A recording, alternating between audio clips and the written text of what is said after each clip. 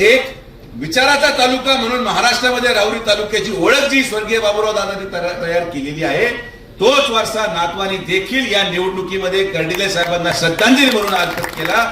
ही राहुरी तालुक्याची ओळख आहे आणि ही ओळख आता पुढे कायम ठेवायची जबाबदारी कार्यकर्त्यांची. आणि म्हणून माझी कार्यकर्त्यांना विनंती आहे की या निवडणुकीमध्ये असा कुठलाही प्रसंग आपल्याकडून घडू नये. जर तनपुरेंच्या घराणी, प्राजक्तनी किंवा त्या परिवाराने आज मनाचा मोठेपणा दाखवला असेल तर आपण देखील भारतीय जनता पार्टीचे कार्यकर्ते म्हणून, स्वर्गीय कर्डिले साहेबांचे कार्यकर्ते म्हणून आपलं मन त्यांच्यापेक्षा मोठं आहे हे दाखवण्यासाठी आपल्याला देखील त्यांच्या कुठल्याही कार्यकर्त्याची अवहेलना होऊ नये ही जबाबदारी आपल्याला शेवटपर्यंत पार पाडायची आहे. इथं कोणी पळून गेलेलं नाही, लक्षात घ्या. जे काही लोक दुर्दैवाने पाटील साहेब स्पर्धा निर्माण करतात गाव पातळीवर आणि वाईट सवय काही लोकांना गावामध्ये, याला खास म्हणतो आपण.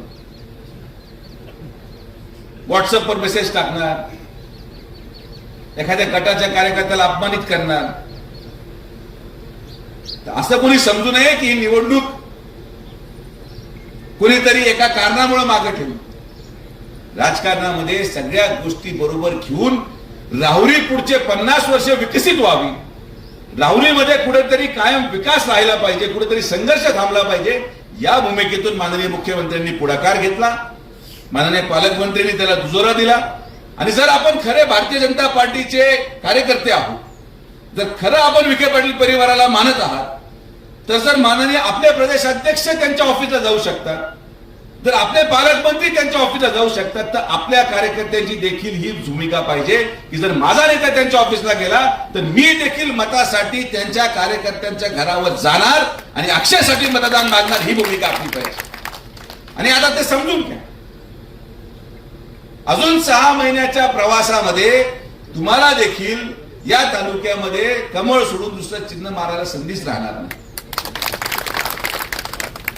इकडे गेले तरी कमळ, तिकडे गेले तरी कमळ आणि कमळच कमळ.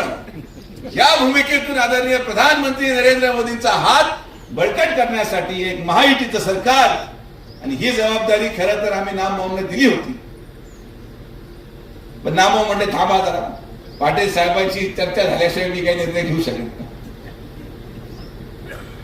आपल्याला कुठली तडजोड ही आपल्या कार्यकर्त्यांची नाही. कार्यकर्त्यांचा मान सन्मान हा कायम ठेवून एक असा मार्ग काढण्याचा निर्णय झाला ज्यामध्ये संघर्ष करणारे भारतीय जनता पार्टीच्या कार्यकर्त्यांची देखील अवहेलना होणार नाही.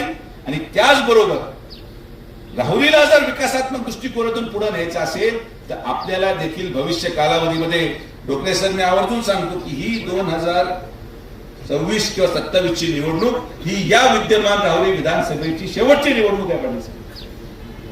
यानंतर मतदारसंघाची पुनर्रचना होणार. मतदारसंघाची पुनर्रचना झाल्यानंतर कोण कुठे चाललंय, नगर तालुका तिकडे गेला, राहुरी तालुका इकडे राहिला, लोकसभेची पुनर्रचना झाली.